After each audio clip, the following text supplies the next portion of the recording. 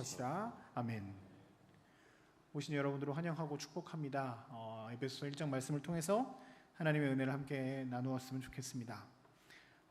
기독교인 하면 많은 사람들에게 어떤 이미지로 다가올 때가 있는데요. 그 중에 하나가 이렇게 찬양하는 이미지가 많이 있습니다. 그 군대 오는 친구들을 이렇게 보면 유튜브에서 대부분 논산훈련소 실로암은 다 한 번씩 검색한다고 그러더라고요. 지금도 여전히 왼발 각개전투를 외치면서 실로암을 부르는 친구들. 최근에 우리 교회에서 몇몇 성도님들도 또 훈련소 가셔서 마커스 워십 온다고 해서 또 예배 같이 드렸던 분들도 계신데 그때도 실로암 하더라고요. 마커스 워십도. 네, 실로암 열심히 찬양하면서 막 하는 거 보면 한번 가보셨나요? 훈련소 한번 가보셔서 그 예배를 드려보시면 또 의미가 있을 것 같은데 이분 훈련소가 굉장히 크거든. 6,000석 정도 되니까 엄청난 그곳을 꽉 차서 예배하는 것들을 보면서 은혜가 있을 것 같습니다. 여러분들은 찬양하면 어떤 게 떠오르세요? 혹 요즘 여러분들 입에서 마음에서 제일 잘 나오는 찬양이 어떤 찬양이세요?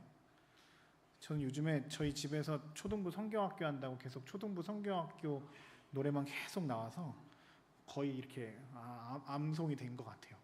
그리고 초등부 성경학교 맨 마지막 찬양 그 엔딩 찬양이라고 하나요? 마지막 찬양이 나는 주를 섬기는 것에는 후회가 없습니다. 이거랑 아이들의 입술에서 이 고백이 나오는 게 참 대단하다 싶은데 그래서 저희 가정 예배 드릴 때마다 맨날 엔딩 노래를 이 찬양을 많이 합니다. 요즘에 나는 주를 섬기는 것에 후회.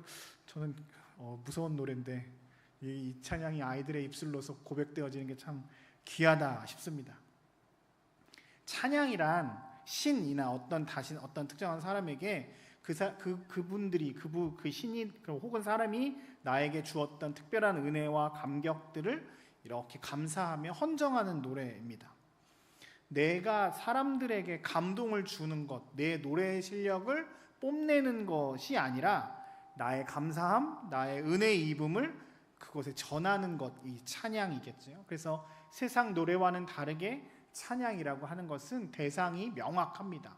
사람들에게 내 노래를 들어라 라고 하는 것이 아니라 하나님께 우리의 마음을 고백하는 것이지요. 그런데 요즘 우리의 찬양들을 보면 가끔 하나님께 고백하는, 하나님이 어떤 분이십니다 라고 고백하기보단 내 감정을 조금 더 많이 드러내는 찬양들이 많이 있는 것 같다. 조금 조심스러운 마음은 없지 않아 있습니다. 찬양의 대상이 명확해야 하고 찬양의 이유가 내 감정이나 내 한풀이가 아니라 하나님 한 분만을 높이고 찬양하는 것, 하나님께서 우리에게 주신 놀라운 은혜들을 기억하고 감사하는 것이 찬양의 내용이 되어야 할 것입니다. 제가 찬양 이야기를 하는 이유는 오늘 우리가 읽었던 본문의 말씀 에베소서 1장 3절부터의 내용이 초대교회 성도들이 불렀던 찬양의 내용들이라고 알려져 있습니다.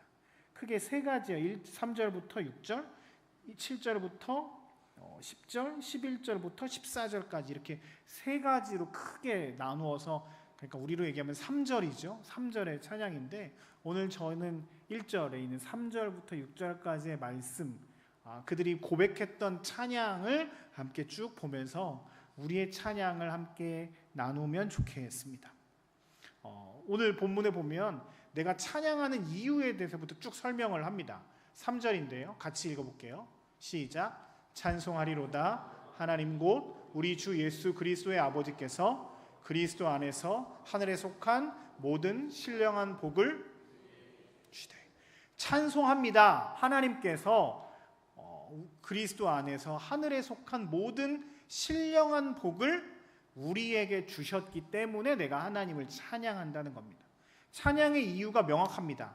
예수 그리스도의 아버지 되신 하나님께서 우리에게 복을 주셨기 때문이라고 말합니다. 쉽게 질문하겠습니다. 교회 오면 복 받나요? 아멘이 안 나오시는군요. 처음에 여러분들 교회 어떻게 오셨어요? 친구가 떡볶이로 꼬셨습니다. 뭐 이런 거 있죠. 그렇죠? 교회 오면 돈이 나오냐, 쌀이 나오냐, 밥이 나오냐. 교회 오면 밥 주죠. 간식도 주고 친구가 떡볶이도 사주고 여러분들 누군가 전도할 때 떡볶이는 굉장히 중요한 겁니다. 여러분들의 지갑을 여셔서 뭐 우리 유치부들도 성경학교 할 때 뭐 음식 한다면서요, 그렇죠? 아이들은 뭐 먹을 걸로 꼬셔야 되죠, 그렇죠? 교회 오는 이유 중에 시작할 때는 우리의 일상의 삶에서 조금 나에게 혜택이 되는 것들이 줄 때면 참 좋죠. 뭐가 선물도 좋고 간식도 좋고 저 사람을 만나는 것이 나에게 기쁨이 되어서 그러기도 하고, 남자 청년들 같은 경우에는 여자 청년들이 많이 있는 곳에 가서 예배를 드리기도 하지요. 저희는 청년부 듀오라는 표현을 쓰기도 하는데, 큰 교회 가라. 교회에 오는 이유가 뭐 다른 이유들 때문에 오기도 합니다. 그렇죠? 그것들이 꼭 나쁘다고 볼 수는 없는 것 같아요. 문턱을 낮추는 데는 분명히 의미가 있지만, 그런데 중요한 건 거기에서 끝나면 안 되겠지요. 하나님께서 우리에게 주시는 복은 그저 이 세상에서 우리가 나에게 주는 유익, 혜택, 이것이 그냥 복이라고 끝내지는 않으실 겁니다. 오늘 3절에도 우리에게 복을 주신다라고 이야기하는데 그 복을 설명하는 수식어가 있습니다. 보여줄래요? 3절 다시 한번. 3절이요. 그리스도 안에서 하늘에 속한 모든 신령한 복을 우리에게 주신대요. 그리스도 안에서 하늘에 속한 모든 신령한 복을 하나님께서 우리에게 주신다라고 말씀하십니다. 그럼 이 하늘에 속한 신령한 복이 무엇일까요? 오늘 본문 5절에 명확하게 나와 있습니다. 그 기쁘신 뜻대로 우리를 예정하사 그리스도로 말미암아 어떻게 하셨다고요? 자기의 아들들이 되게 하셨다고 고백합니다. 쉽게 얘기하면 하늘의 신령한 복이 하나님의 자녀가 되는 놀라운 복이라는 겁니다. 아멘이십니까? 하나님께서 우리에게 많은 것들을 허락해 주셨습니다. 그 중에 가장 귀하고 신령한 복이 뭐냐면 우리가 하나님의 자녀가 되는 복이라고 말합니다. 성경에서는 하나님과 인간 사이의 관계를 여러 가지 것들로 설명하는데 그 중에 굉장히 많은 부분이 아버지와 아들 관계로 설명합니다. 이게 성경에서도 그렇지만 우리 일상에서 부모님과 자식과의 관계가 잘 이렇게 온전하지 않으면 하나님 아버지의 사랑을 온전하게 깨닫지 못할 때가 있습니다. 아버지의 사랑 이야기하면 아버지를 경험하지 못했거나 아버지 때문에 상처가 있는 사람들은 하나님의 사랑을 깊이 느끼지 못하는 경우가 조금 있긴 하지만, 하나님의 사랑을 설명할 때 이 비유로 아들과 아버지의 사랑은 대표적인 게 누가복음 15장에 나와 있는 탕자의 비유, 선한 아버지의 비유로 보면 되겠지요. 아들이 자신의 모든 것을 배신하고 떠났지만 늘 기다리고 아들이 돌아오기를 바라며 그 아들이 아무것도 가지지 않고 돌아왔을 때 그저 아무 이유 없이 아들이란 이유만으로 감싸 안으시는 하나님의 사랑, 이것을 인간과 하나님과의 관계, 아버지와 자식과의 관계로 말합니다. 가끔 요즘 우스갯소리로 아이들이 공부를 잘하고 잘 살려면 아버지가 돈이 많이 있어서 되는 게 아니라 할아버지가 돈이 많이 있어야 된다고, 나는 재벌이 되고 싶은데 우리 아버지가 재벌이 아니어서 재벌이 못 된다, 내 소원이 안 된다, 뭐 이런 이야기를 하는데, 제가 젊은 친구들한테 당신의 아버지가 어떤 사람이 되었으면 좋겠습니까? 라고 물으면 맨날 뭐 만수르요, 빌 게이츠요, 뭐 이런 얘기만 하거든요. 그러니까 돈이죠, 돈. 오늘 성경에서 우리에게 하나님께서 신령한 복을 주신답니다. 그냥 돈, 떡볶이, 뭐 간식, 내 어떤 세상에서의 성공이 아니라 이 신령한 복은 하나님의 자녀가 되는 복인데, 그 아버지 하나님은 우리를 용납하시고 사랑하시는 하나님이라는 겁니다. 탕자의 비유에서처럼 이 아들이 아버지께 못된 짓을 하고 아버지의 마음을 핥히고 모든 것을 가지고 떠나서 그거 다 쓰고 아버지께 돌아왔을 때 아버지는 기꺼이 그를 용납하시고 받아주시는 분, 그분이 바로 우리 하나님이라고 고백하는 것이죠.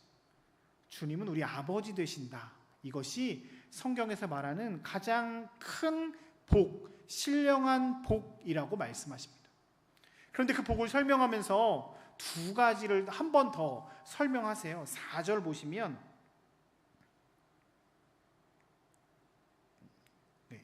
4절 보실래요? 같이 읽어볼까요? 시작. 곧 창세전에 그리스도 안에서 우리를 택하사 우리로 사랑 안에서 그 앞에 거룩하고 흠이 없게 하시려고. 우리가 하나님의, 좀 놔둬주세요. 하나님의 자녀로서 거룩하고 흠없게 온전하게 하나님의 자녀로 이렇게 세워주시는데, 이것을 언제부터 준비하고 계획하셨냐면, 언제부터요? 창세 전부터 우리를 택하시고 예정하사 우리를 하나님의 자녀로 만들어 주셨다고 말합니다. 저는 양반이라 뛰는 걸 그렇게 좋아하지 않아서 체력 검정할 때마다 늘 이렇게 스트레스를 받습니다. 체력 검정을 근데 잘하는 비결은 다른 게 없잖아요. 미리 그 전부터, 몇 개월 전부터, 아니 습관처럼 계속 뛰어야 되는 거 저도 잘 아는데 잘 안 뛰죠. 그렇죠? 미리 준비하고 잘 미리 무언가를 해야 결과가 잘 나옵니다. 공부할 때 벼락치기 하면 한두 번은 잘 볼 수 있지만 미리 준비해야 되죠. 뭔가를 할 때 미리 잘 그 전부터 계획하고 잘 준비해 놔야 될까 말까 하지, 닥쳐서 어떤 조금의 요행을 바라고 한다는 건 결과가 좋을 수도 있지만 안 좋을 가능성이 더 많이 있죠.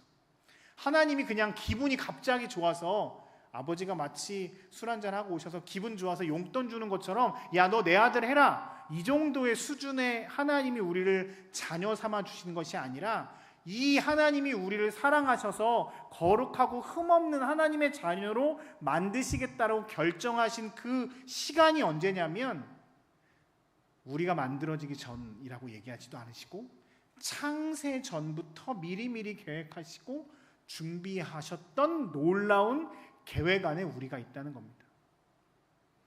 이게 감격스럽지 않으십니까? 전 이게 참 감사하고 은혜롭습니다. 저는 기본적으로 이렇게 계획하고 하는 것들을 잘 하지 못하는 사람이라, 계획을 막 세워서 뭔가를 이렇게 해나가는 사람들을 보면 와 대단하다라고 하는 생각들을 가끔 하거든요. 우리 하나님 그런 하나님이세요. 우리를 하나님의 자녀로 내가 너를 거룩하고 흠없게 만들게 하겠다, 그저 기분 좋아서 순간적으로 한 것이 아니라 그 전부터, 창세 전부터 우리를 위해서 이 모든 것들을 준비하고 계획하셨다고 말씀하십니다. 또한 하나님의 자녀가 되는 것에 하나님께서 준비하신 놀라운 은혜가 있는데요. 다음이요. 근데 이것을 공짜로 주셨대요. 6절 읽어보겠습니다. 시작. 이는 그가 사랑하는 자 안에서 우리에게 거저 주시는 바 그의 은혜의 영광을 찬송하게 하려는 것이다. 우리가 하나님 찬양하는 것은 하나님이 우리에게 신령한 복을 주셨는데, 그 신령한 복은 하나님의 자녀가 되는 것이고, 그 하나님의 자녀가 되는 것에 하나님께서 미리 창세 전부터 준비하셨을 뿐만 아니라, 우리에게 뭔가를 받거나 우리에게 뭔가를 요청하시는 것이 아니라 우리에게 거저 주시는 놀라운 은혜를 우리에게 주셨다는 것이죠. 이걸 저는 전문 용어로 호구라고 표현합니다. 하나님 우리에게 호구 잡히신 것 같아요.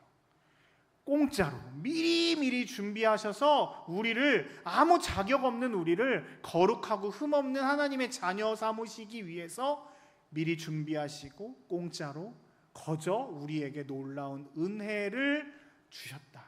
이 하나님을 찬양할 수밖에 없다. 이것이 오늘 에베소서 1장 3절에서 6절까지 나오는 고백의 내용입니다. 초대교회 성도들이 이 예수 그리스도의 놀라운 은혜, 하나님의 은혜를 찬양하고 있습니다. 여러분들은 요즘에 어떤 찬양들을 하고 계시나요? 첫 질문으로 돌아가 보지요. 여러분들의 입술에서 고백되어지는 요즘의 찬양들이 무엇인가요?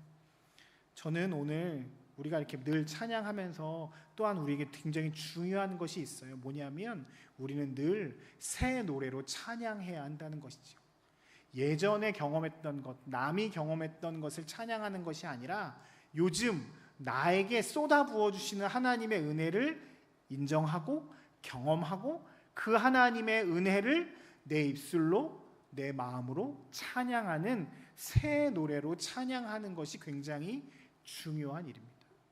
오늘 에베소서를 통해서 하나님의 놀라운 은혜를 찬양하는 것을, 초대교회가 그렇게 찬양하는 것을 보면서 저는 여러분들에게, 그리고 저에게 질문합니다. 요즘 너는 어떤 하나님을 만나고 있니? 그리고 너는 어떻게 하나님을 찬양하고 있니? 너의 상황과 환경과 여건들에 따라서 어떤 하나님을 고백하고 있니? 주님 오늘 우리에게 말씀을 통해서 질문하고 계시는 것 같습니다.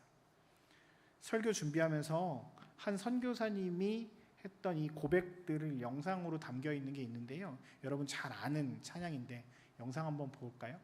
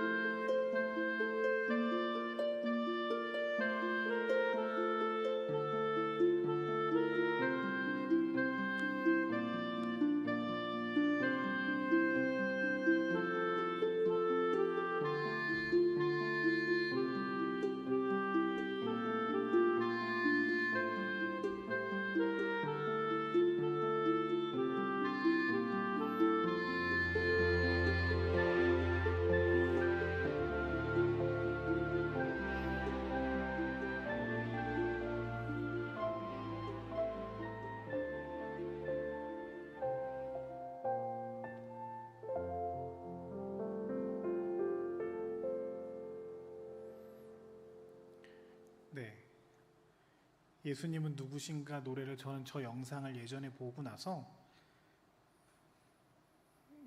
그냥 맨날 불렀던 찬양이 아니라 눈물로 찬양할 수밖에 없게 되더라고요. 저 사연을 듣고 나서. 여러분들에게 주님은 어떤 분이세요? 저 민노아 선교사님은 이 이말리 타국 땅에서 자신의 두 자녀와 아내를 잃고 했던 고백이 예수님이 누구신가, 우는 자의 위로가 되시는 하나님이시다라고 고백하고 우리의 기쁨 되시는 주님이라고 고백을 하는 걸 보면서 참 위대한 고백이라고 생각이 들었습니다. 오늘 에베소 교회 성도들의 입술로 우리 하나님은 나를 자녀 삼아 주시는 신령한 복을 주셨는데 그걸 만세 전부터, 세상 창조 전부터 예비하셨고 우리에게 공짜로 놀랍게 거룩하고 흠없는 자녀 삼아 주신 것에 대해서 감사한다라고 찬양하는 성도들의 고백들을 보았습니다. 오늘 우리는 어떤 찬양의 고백들을 올려드리면 좋을까요? 여기 앉아 계신 분들의 삶 가운데 온전하게 하나님께 나아가는 상황들도 있고 내 삶이 지금 하나님께 나아가지 못하는 어렵고 힘든 상황들이 있을 수도 있습니다. 그렇지만 그 모든 형편과 상황 가운데 분명한 것은 하나님이 여러분과 함께 하시다는 사실입니다. 그리고 여러분들이 그 삶의 자리에서 여러분과 함께 하시는 하나님의 놀라운 은혜들을 늘 경험하고 사셨으면 좋겠습니다. 그리고 새 노래로 하나님을 찬양하며 나와 함께 하신, 나에게 은혜 부어주시는 하나님의 놀라운 은혜들을 늘 경험하며 찬양하며 살아가시는 저와 여러분들의 삶 되시길 주의 이름으로 축복합니다.